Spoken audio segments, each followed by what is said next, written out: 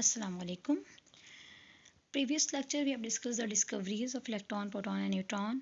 Now we will discuss the Rutherford experiment. This is not new for you. You have already discussed in the 9th standard. हम just इसे revise करेंगे and then continue.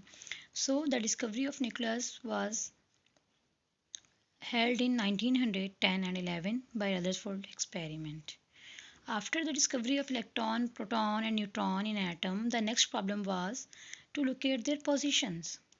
कौन सी positions दी जाएं electron proton neutron की क्या positions हैं atom में Rutherford performed an experiment by bombardment alpha particle from a radioactive element polonium on a thin metallic foil gold foil of 0.004 centimeter thick. He observed that most of the alpha particle passed unreflected. A few were deflected through various angles. And very few, 1 out of the billion of these particles were deflected in the backward direction. Most of the alpha particle passed through the gold foil. It means most of the part of atom is empty. And very few, about 1 out of the billion, were deflected greater than the 90-degree angle. It means there is the same charge in the atom as the alpha particle possesses, that is plus charge, positive charge. And that is very small position of the atom that possesses this charge. That's why the repulsion of the same charge caused the greater angle of the deflection of alpha particle. Conclusion of Rutherford's gold foil experiment was the atom contains a positive charged nucleus. This nucleus contains almost all of the mass of the atom but occupies a very small volume of the atom. The negatively charged electron occupies most of the volume of the atom. The atom is mostly empty space. An atom consists of a small, heavy, positively charged portion called nucleus. There is a negative charged portion which surrounded the nucleus containing electron called extranuclear portion or planetary. The number of protons in the nucleus are equal to the number of electrons in the planetary because overall the atom is neutral.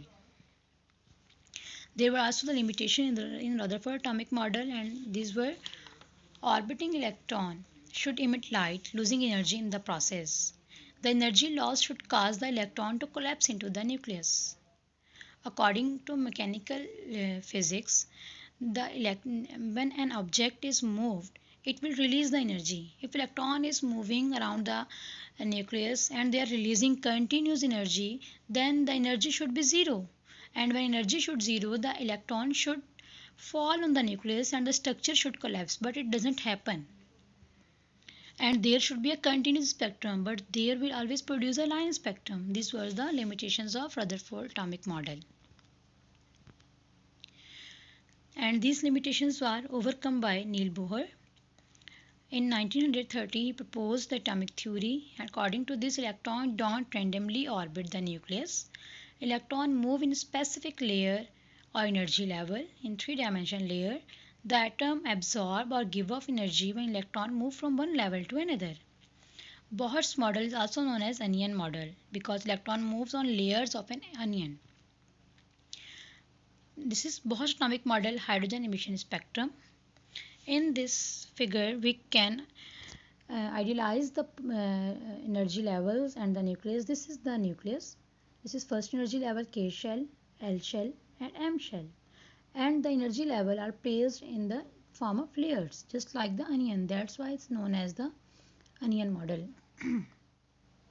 When electron revolve in one orbit, it neither gain nor lose the energy. Each energy level has different energy. First energy level has less energy, second is more, and third is the more. So energy is increasing from low energy level to high energy level.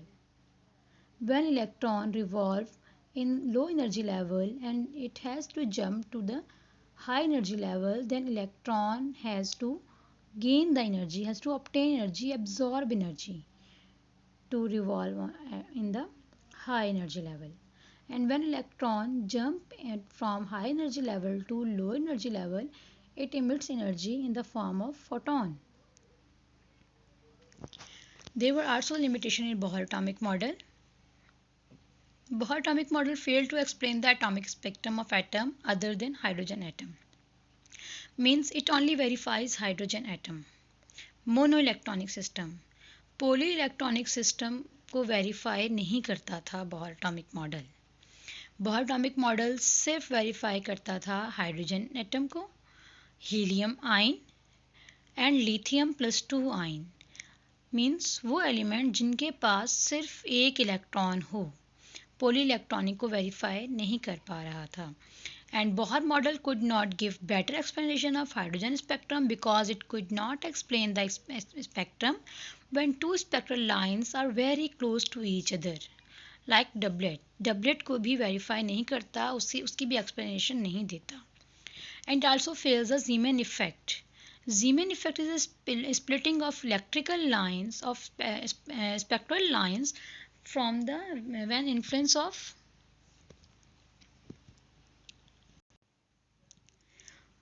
According to Bohr's atomic model, electrons revolve around the nucleus in the definite energy level called orbit or shell.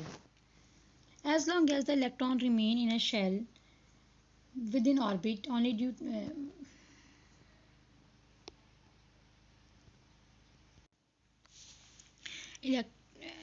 according to Bohr's atomic model, electrons revolve around the nucleus in definite energy level called orbits or shell. As long as an electron remains in a shell, it never gains or loses energy.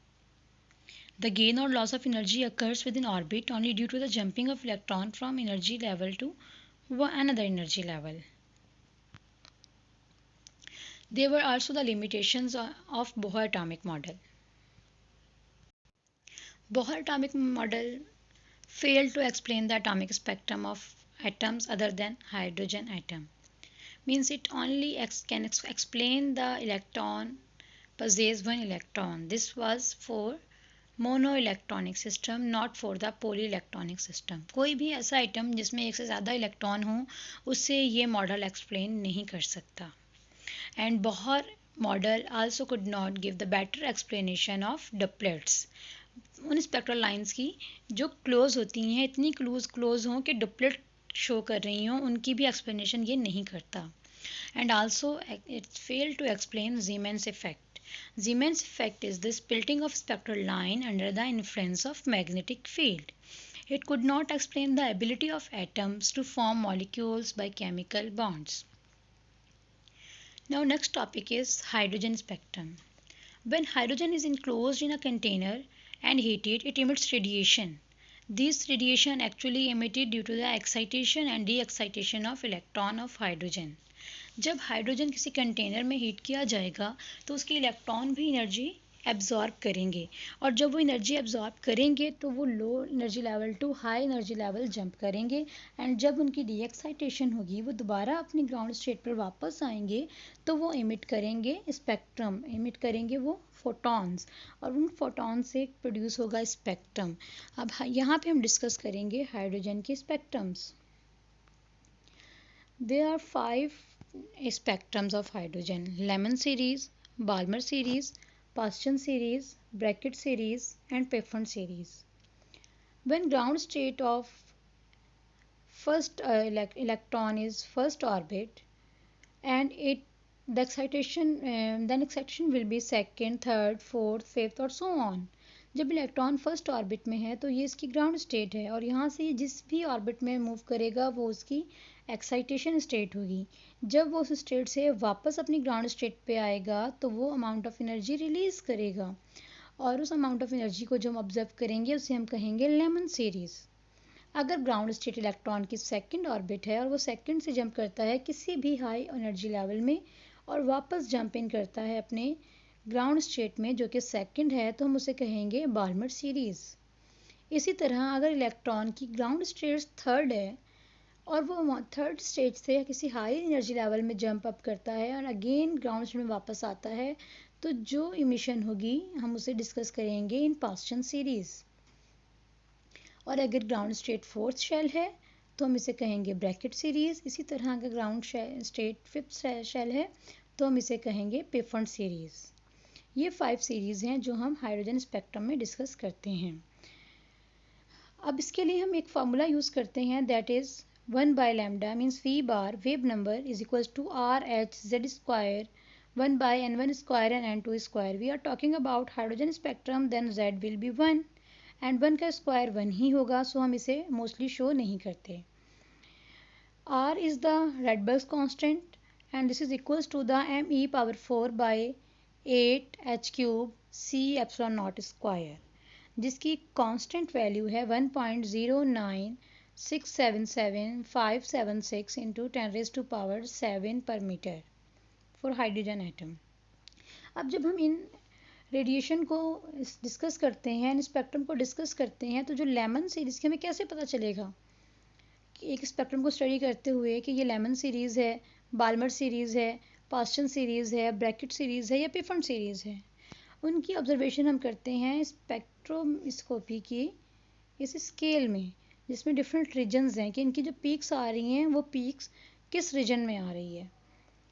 तो lemon series की जो peaks हैं वो हमेशा UV reason में होंगी. Balmer series की peaks जो हैं या रेडिएशन जो हैं वो एब्जॉर्ब होंगी in the visible region. Paschen series होगी IR infrared region, Brackett series भी इंफ्रारेड रीजन और Pfund series for infrared region. इन रीजन की स्टडी से हम आइडियलाइज करेंगे कि ये रेडिएशन किस सीरीज़ की हैं, Lyman series, Balmer series, Paschen series, Brackett या पिफन.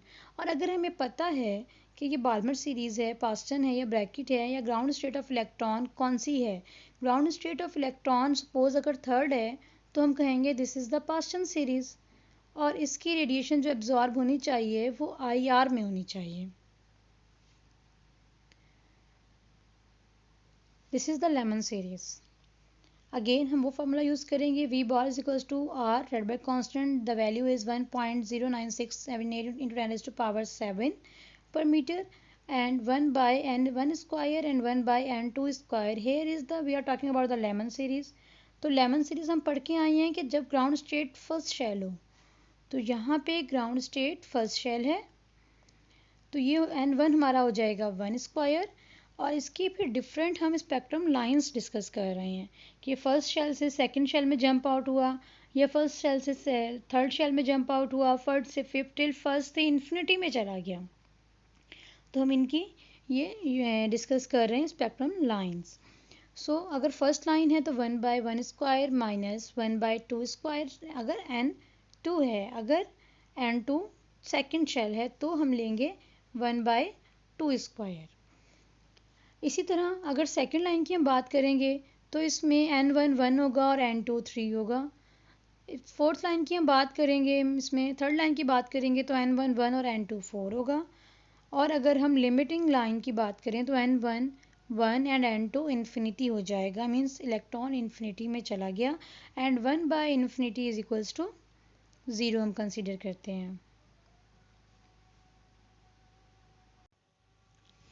होप आप लोगों को अच्छा समझ आ गया होगा.